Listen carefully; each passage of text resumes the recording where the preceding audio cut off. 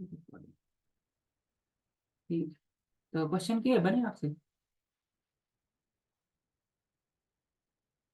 Hello. Hello. Question question बने आपसे? हाँ सर, किए थे। 5 6 कर पाए थे सर। उसके बाद अच्छा। सर्कल की क्लास आ गई थी, वो करने लगा था। अच्छा, स्कूल में एडमिशन ले लिया? हाँ सर। स्कूल में एडमिशन ले लिया? सर आवाज क्लियर नहीं आ रही। स्कूल में एडमिशन ले लिया? हाँ ले लिया सर, वही तो गया था सर। वो कौन से स्कूल में लिया? सर यहीं पे देवरी में है। CBSE यही है। Normal public. सीबीएसई? सीबीएसई में लिया है? एमपी बोर्ड में लगा? अब सर MP बोर्ड में भी उतने ही पैसे लग रहे थे। सेम ही। सीबीएसई में दिक्कत ये है कि बहुत करिकुलम रहता है, वो एडवर्स है। एमपी बोर्ड इजी रहता है और फट से निकल भी जाएगा। परसेंटेज का दिक्कत होगी फिर सीबीएसई। अब सर तो देख ही ले रहे, 12th में बना ही ले रहे। एमपी बोर्ड हो सके तो ले लो, क्योंकि एमपी बोर्ड में आप फिर बर्डन नहीं पड़ेगा। सीबीएसई का आपका थ्योरी अलग पढ़नी पड़ेगी, वो बहुत बर्डन आ जाता हाँ है। एमपी बोर्ड में ये परीक्षा दिन उठाई पढ़ के पास हो गए। सर, उसमें भी इतने ही लग रहे थे MP बोर्ड में। भैया ने बोला सर CBSE में ले लो उससे अच्छा। पैसे की बात नहीं, बात ये है कि आप जब फिनिश करोगे ना तो उसका डेरिवेशन पूरा करना पड़ेगा और अच्छे से करना पड़ेगा उसमें। वो डेरिवेशन आपको इसमें काम नहीं आएगा, नहीं तो। हाँ एमपी बोर्ड में ऐसा है, थोड़ा बहुत कर लिया हो गया निकल गया। फिजिक्स में ऐसा है कि आप पूरा डेरिवेशन पूरा लगा हुआ और एक एक आंसर लिखना पड़ेगा। यहाँ पंच लाइन नहीं चलेगी। जो फिजिक्स वाला जो पढ़ाता है ना, वो यहाँ काम नहीं आएगा। मुद्दा यहाँ फंसेगा। बस सीबीएसई वाले ने डमी कर दिया। जैसे। डमी कर दिया सीबीएसई वाले ने। सर देख लेंगे, कभी कभी चले जाएंगे। हम्म, चलो आगे बढ़ते हैं। चलो क्वेश्चन लिखते हैं। हम्म,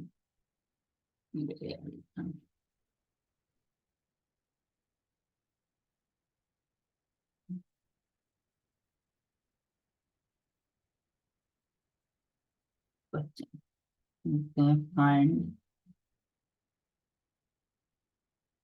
number of mole of carbon, calcium and oxygen in 400 gram of CaCO3। ठीक। ये क्वेश्चन है। इसको देखो कैसे निकालते हैं। जैसे अगर मैंने बोला कि CaCO3 दिया है 400 ग्राम, CaCO3 दिया है। ठीक ना। इसमें सबसे पहले अपने को मोल निकालते, पहली स्टेप वही होती नहीं। तो अपन क्या करेंगे, मोल निकालेंगे। तो इसके मोल कैसे निकलेंगे? मोल का formula weight upon hit upon weight. Rate upon molar mass. ये तो इसमें कितना वेट है? 400। और इसका मोलर मास कितना होता है? 100। तो इसमें मोल निकलेंगे 4। हाँ, 4 मोल। 4 4 मोल जब निकल गए ना, तो ध्यान देना, ये CaCO3।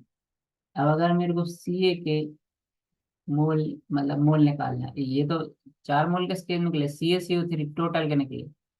4 मोल जो निकले हैं वो CaCO3 कैल्शियम कार्बोनेट के निकले। और हमें किसके पूछा है? सिर्फ कैल्शियम के। नंबर ऑफ मोल किसके पूछा है? कैल्शियम के। तो यहाँ पर कैल्शियम कितना है? 1 है। ठीक है।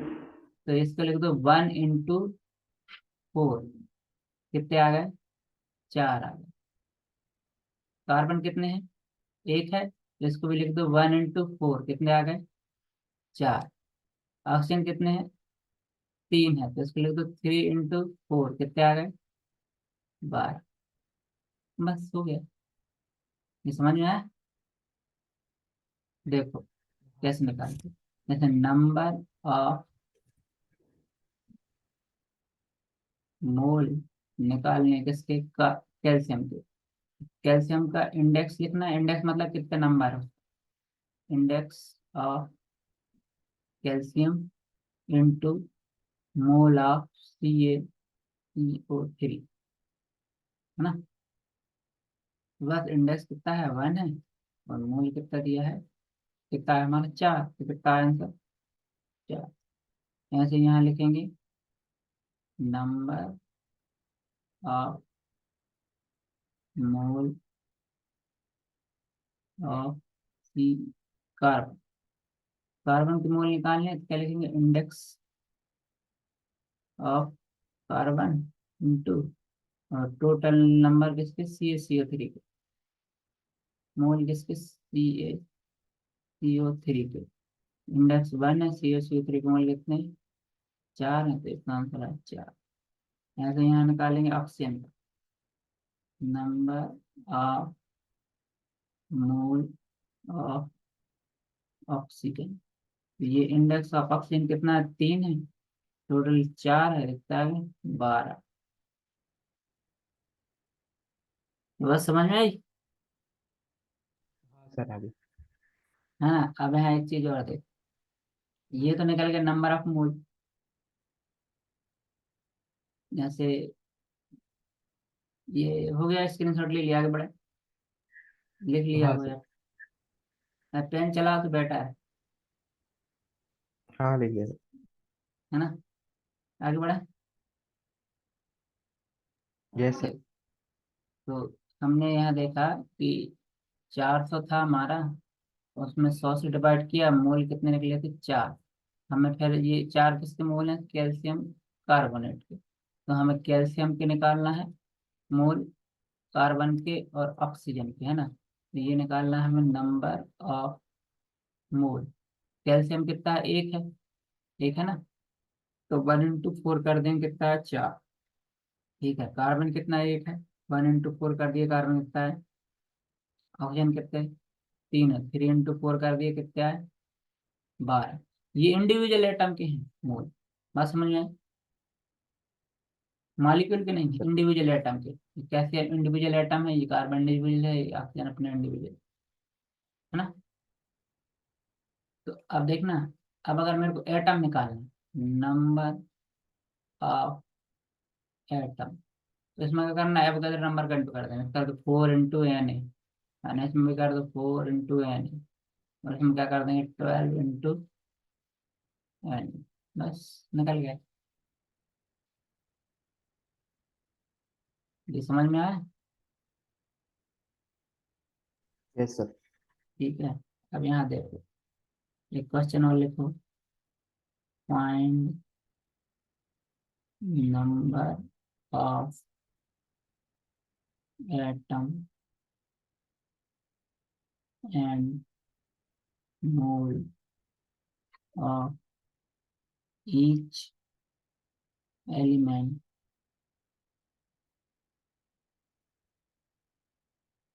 Of 23 gram C2H5OH, alcohol C2H5OH। ये बनेगा, इसको करो जरा जल्दी। Yes sir.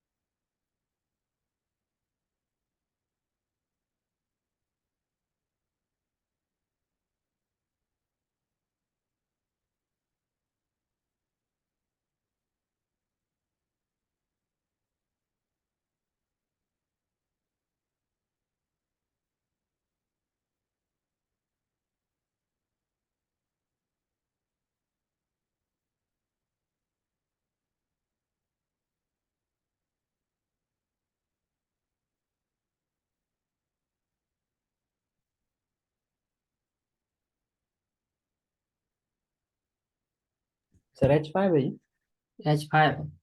H5OH।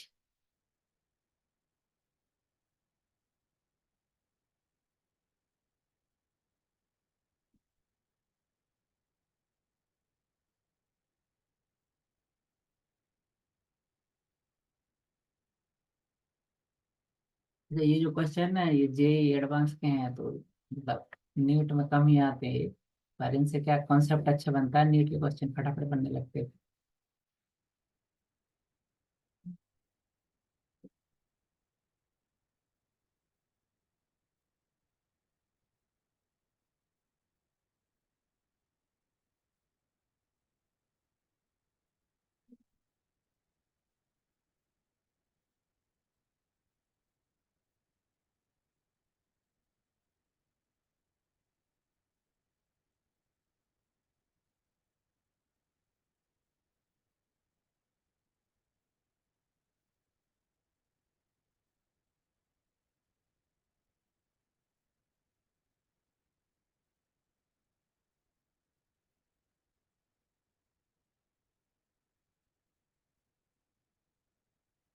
निकले। Yes sir. सर जो मोल आ रहा है सर पूरे उसका कंपाउंड का वो है 1/2। हम्म। और सी का आ रहा है कार्बन का आ रहा है 1, हाइड्रोजन का 5/2, ऑक्सीजन का five one by by two two और हाइड्रोजन के हाइड्रोजन वन सिक्स बाई है, टू 6 है, 6 6 6। हाइड्रोजन 6 है। क्या 5 है और एक ओ एच के बगल में एच, 6 नहीं हुए हाँ वो। हाँ हाँ हाँ। 6 है टोटल लो हाइड्रोजन, एक एक अलग अलग नहीं लेना। तो इसको कैसे निकालना है? ये 23 ग्राम। तो इसमें आएगा क्या? C2H5OH। इसमें आएगा मोल। मोल इज इक्वल टू क्या? 23 बाय मोलर मास कितना आ जाएगा? 46 या 1/2। ठीक। अब ये 1/2 आ गया। C2H5OH इसके कितने आए मोल? 1/2। अरे 1/2 आ गया तो अपन इसके देखते कार्बन हाइड्रोजन ऑक्सीजन को देखते। ठीक है, तो इसमें देखेंगे नंबर ऑफ मोल। ठीक है, कार्बन कितने होंगे? 2 कार्बन है तो 1/2 × 2 कितने हो गए? 1। ठीक है, हाइड्रोजन कितने? 6 हैं तो 1/2 × 6 कितने हो गए? 3 हो गए। ऑक्सीजन 1 है तो 1/2 × 1 ये हो जाएगा 1/2। ठीक है, अगर नंबर ऑफ एटम निकालने तो इनटू एवोगाड्रो नंबर। हाँ, नंबर ऑफ एटम निकालेंगे तो ये हो जाएगा 1 × एवोगैड्रो नंबर, 3 × एवोगैड्रो नंबर हो जाएगा 1/2 × एवोगैड्रो नंबर। आ गया समझ सर में? स्कूल में तो ये पूरा सॉल्व करना पड़ेगा ना। अब स्कूल की बात अलग है, अब नीट दे रहा है और स्कूल का थोड़ा ना पढ़ा रहा था। पर आ जाएगा, स्कूल में तो ऐसे क्वेश्चन आएंगे भी नहीं, वो तो एनसीईआरटी क्वेश्चन आते हैं उसमें, हाँ ठीक है। जिसको पूरा लैंग्वेज में लिखना पड़ेगा फिर।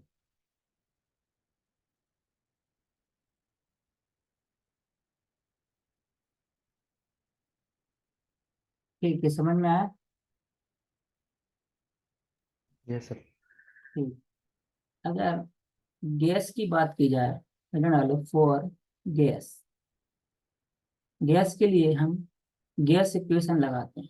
गैस इक्वेशन, अभी जो गैस इक्वेशन है इसको ध्यान से पढ़ देना। गैस वाला जो चैप्टर था वो डिलीट हो गया आपके चैप्टर फोर से। पीवी इक्वल टू NRT, ये होती है गैस इक्वेशन। ठीक। नए पेज से लेते हैं गैस इक्वेशन। मोल में इसकी कहाँ जरूरत पड़ेगी? PV equal to NRT। यहाँ पर जो P है वो क्या है? प्रेशर। और V क्या है? Volume. Volume of gas. N ये number of mole. R, R की वैल्यू रेडबर कांस्टेंट है। Z वर्ग, गैस कांस्टेंट ले लो, गैस कांस्टेंट।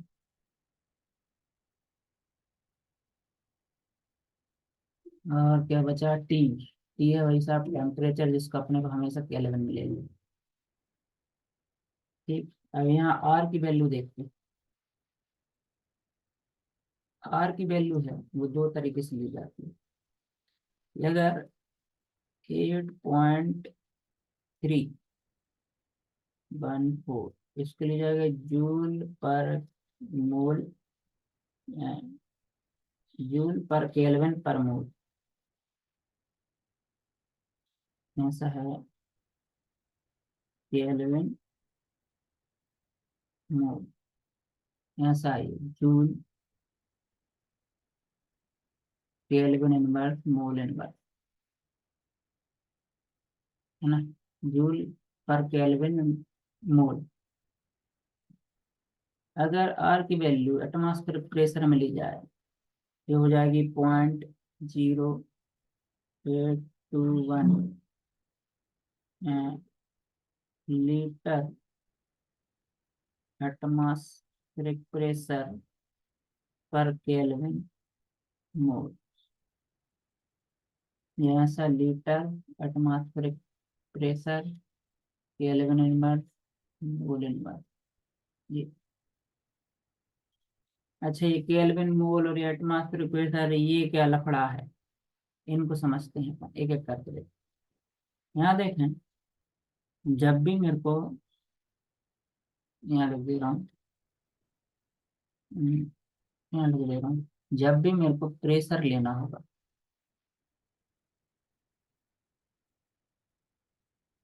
प्रेशर, तो प्रेशर जो होता है इसकी इंटर कन्वर्जन होती है। जैसे 1 एटमॉस्फेरिक प्रेशर लिया, 1 एटमॉस्फेरिक प्रेशर बराबर होता है 1.01325 पास्कल। ठीक। अच्छा, इसी प्रेशर को अगर बार में लिया जाए, अरे एक मिनट रुकना रुकना, इसको एक मिनट रुकना, 1.01325 इंटू 10⁵ -5 पास्कल, ये होता है। -5 नहीं, सिर्फ 5, माइनस हटा लें, पास्कल। ठीक है। अब इसी को अगर बार में लिया जाए तो ये होगा 1.01325 बार।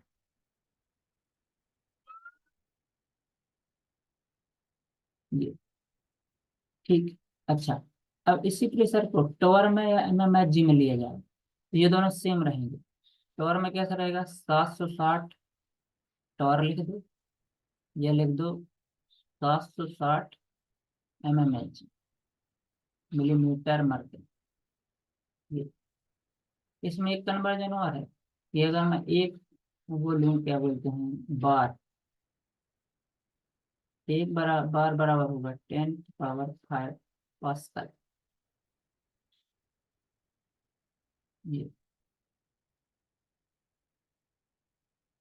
ये कन्वर्जन हमें क्वेश्चन में काम आएंगे।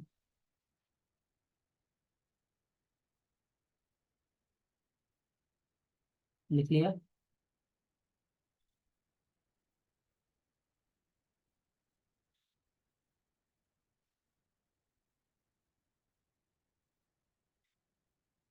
यस सर, हो गया। हम्म,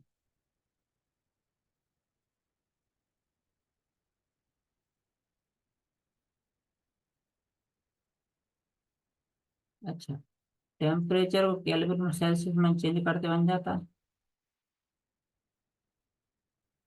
यस सर। टेम्परेचर हमेशा केल्विन में लेंगे। केल्विन बराबर क्या होता है, 273 plus degree yes yes. Celsius. ये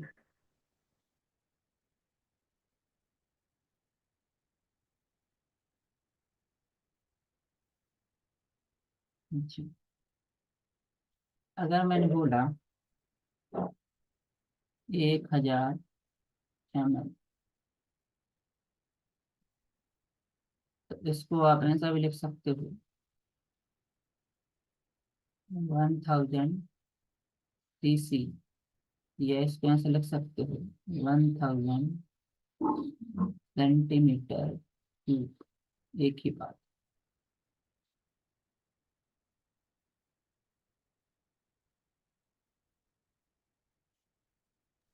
सर सीसी क्या बोलते हैं यहाँ पे?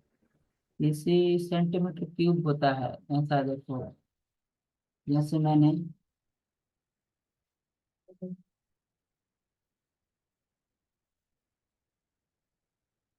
एक ऐसे क्यूब लिया, है ना।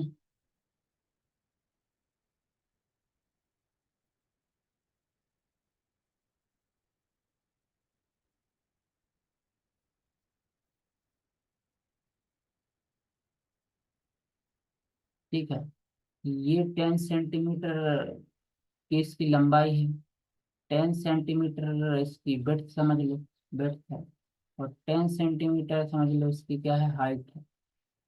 तो length into width into height, तो ये हो गई 10 इंटू 10 इंटू 10, कितने हो गए, 1000।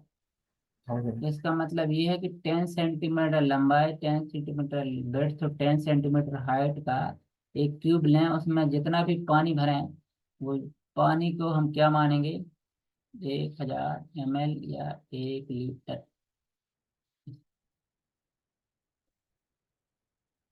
समझ में आया, है यस सर। ना।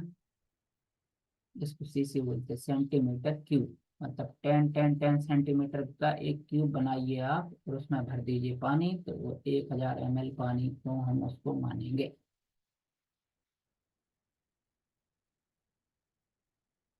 अच्छा, इसकी जरूरत हमें क्यों है,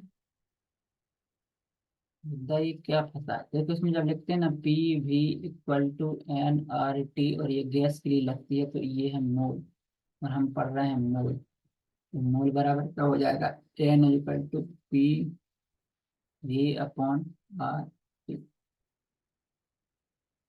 ये हम कभी कभी मोल के लिए इस्तेमाल करते हैं।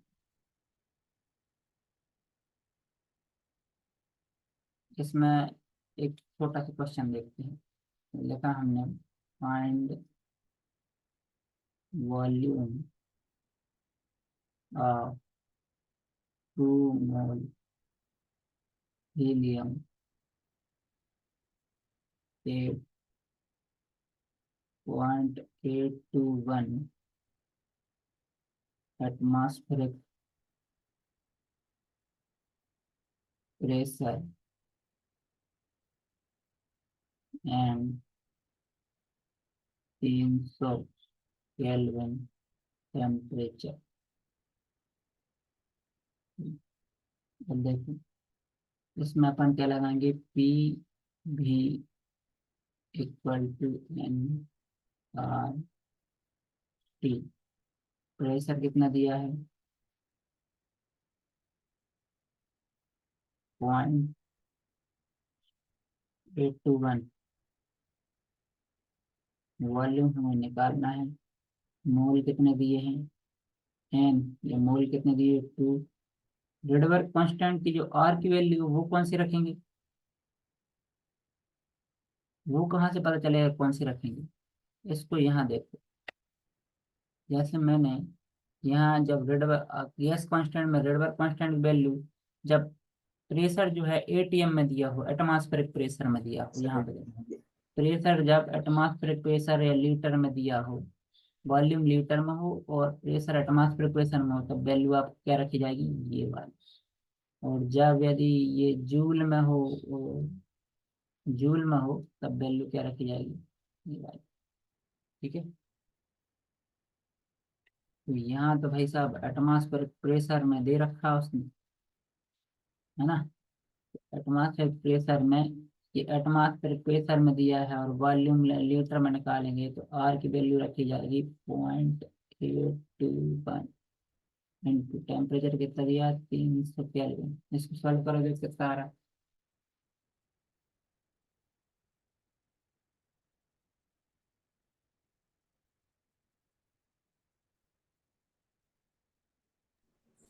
Sir 600 litre. कितना? लीटर में ही आएगा सर आंसर। ऐसा? वॉल्यूम सर 600 आ रही है, लीटर में हाँ। आएगी। हाँ, लीटर में आएगा, एटमॉस्फेरिक लीटर है ना, लीटर में आएगा। हाँ देखते हैं, एक और क्वेश्चन करते हैं। इसको आप करो जरा, find pressure of 1 mole H2। इसको अपन वो दूसरे वाले से करते हैं, 83.14 लीटर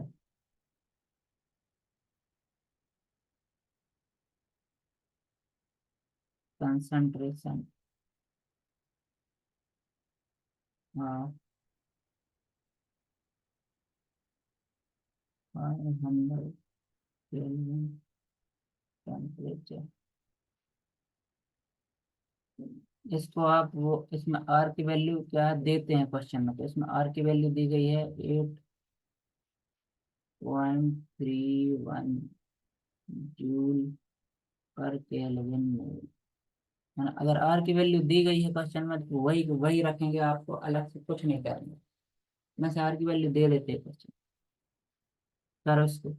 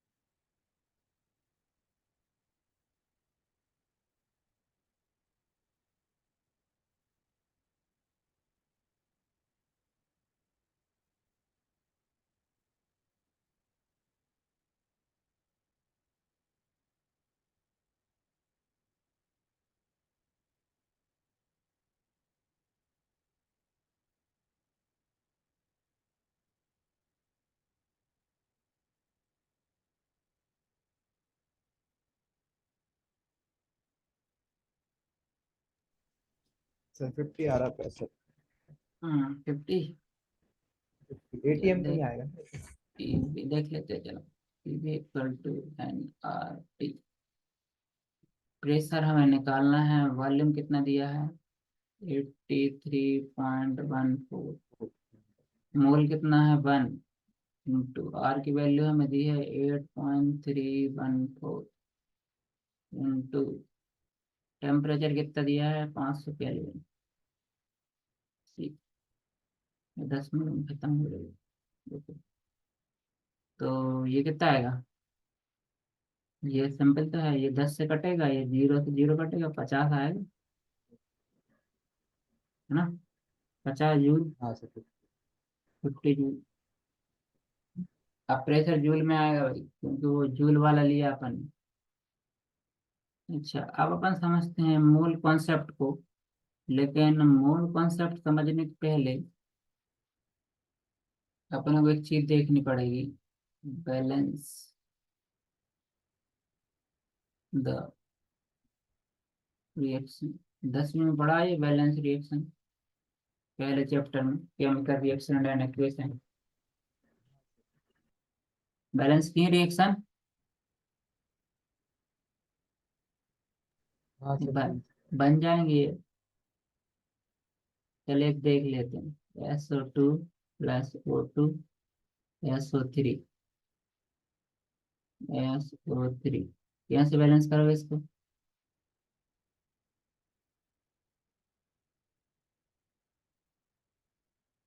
क्या लगाऊं?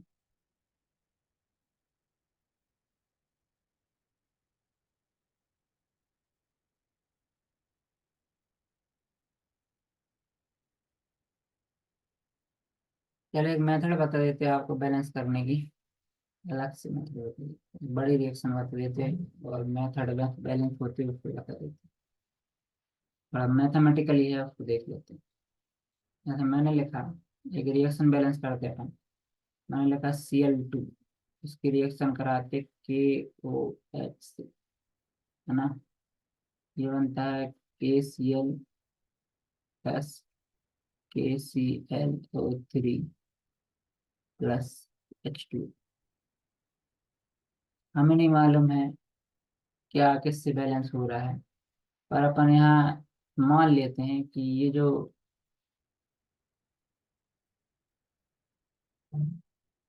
Cl है A से बैलेंस हो रहा है, ये B से बैलेंस हो रहा है, ये C से हो रहा है, ये D से बैलेंस हो रहा है और ये E से बैलेंस हो रहा है, मान लिया हमने।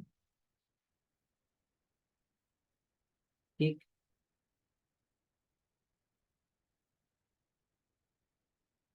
ठीक है, इतना समझ में आया? ये बात समझ में हाँ आया कि सर। नहीं? हाँ। ठीक है। अब देखो, अब हम यहाँ से स्टार्ट करते हैं। पहले हम एक एक एटम करके लेते हैं। पहले हम क्या लेते हैं, क्लोरीन लिया। कौन सा एटम लिया, क्लोरीन का। तो क्लोरीन कितने हैं यहाँ, 2 × A, ये 2 है ना। Yes sir. कितने RHF, लेफ्ट हैंड साइड, और यहाँ देखेंगे राइट हैंड साइड। यहाँ कितने हैं, 2A। Cl कितने हैं, 2A इक्वल टू, यहाँ Cl कितने हैं, एक Cl ये है मतलब ये C, और एक Cl ये है मतलब D। मतलब कितने हैं, C+D। ये समझ में आया? आया समझ में? Yes sir. अब आते हैं पोटेशियम पे। पोटेशियम यहाँ कितने हैं, एक है, B अकेला। इसमें ले लो B इक्वल टू, यहाँ पोटेशियम कितना C में है और एक D में है। एक हो गया C का प्लस D। ठीक है, ये समझ में आया?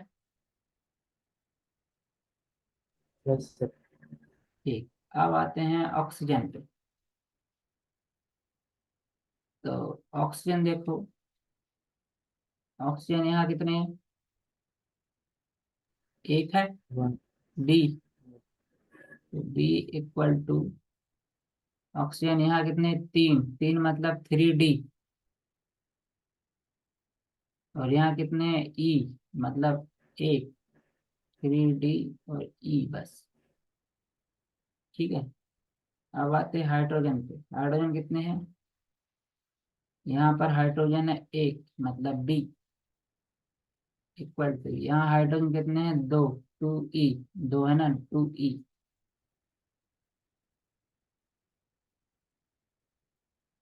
ठीक, ये तो समझ में आया। Yes sir.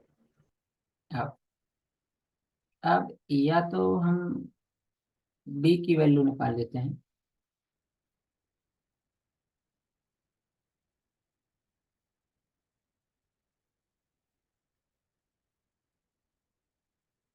या ई की वैल्यू निकाल लेते हैं। ध्यान से देखना, यहाँ पर जो बी की वैल्यू है वो क्या है, 2E है। अब इस यस बी सर। की वैल्यू को यहाँ पुट कर सकते हैं, हाँ सर। है ना। या फिर इधर से भी निकाला जा सकता है कि ये जो बी की वैल्यू, ये CD है, CD है ना।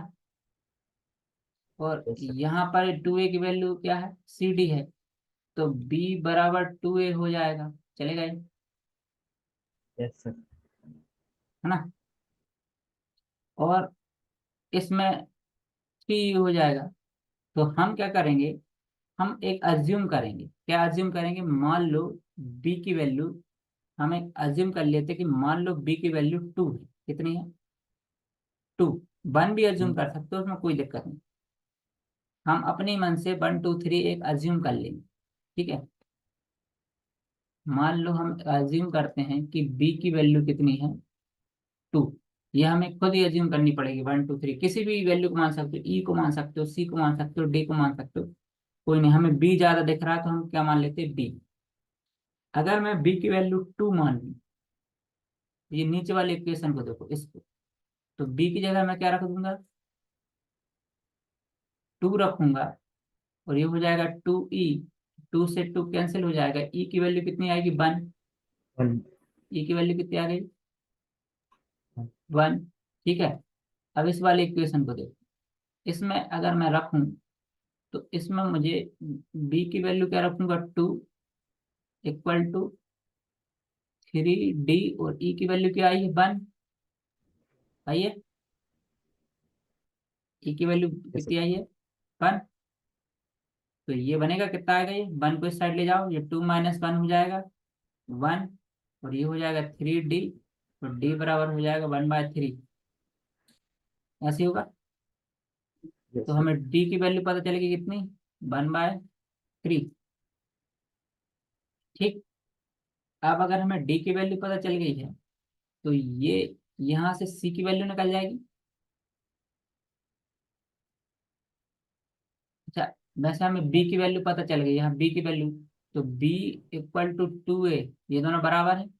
तो b की वैल्यू कितनी आई है, 2, और यहाँ कितनी है, 2a, तो a की वैल्यू क्या आ जाएगी, 1। ये चलेगा, ये इक्वल है ना, ये साइड बराबर है। ये समझ में आ रहा है ना। हाँ सर, आ रहा नहीं तो एक और मेथड है। तो ये a की वैल्यू आ गई 1, तो हमने यहाँ लिख देते a की वैल्यू 1। अब हम इस इक्वेशन में देखते हो c और d की वैल्यू से, या इस इक्वेशन भी रख सकते हो, c की वैल्यू और d की वैल्यू रख दो, तो a की वैल्यू है। तो ये एक इक्वेशन ले लेते हैं अपन, ये b वाली, b equal to c plus d। b की वैल्यू हमने 2 मानी है, c प्लस, और d की वैल्यू आई थी 1/3। तो इसको यहाँ ले जाओ, ये 2 - 1/3 हो जाएगा, और ये c की वैल्यू कितनी आएगी आपकी, इसको सॉल्व करो, कितना आ रहा, 3 × 6 5/3। 5/3। ठीक है, तो हमें सारी वैल्यू पता चल गई। तो इसको बैलेंस कैसे करेंगे, ए की जगह रख देंगे हम क्या, 1 Cl2, बी की जगह रखेंगे 2KOH, है ना, है, इक्वल टू सी आया, सी की वैल्यू कितनी आई, सी की की वैल्यू कहाँ वैल्यू है, सर 5/3। 5/3। 5/3 KCl, ये बहुत बड़े इक्वेशन में आएगा, छोटे मोटे इक्वेशन तो अपन ऐसे ही कर देते हैं।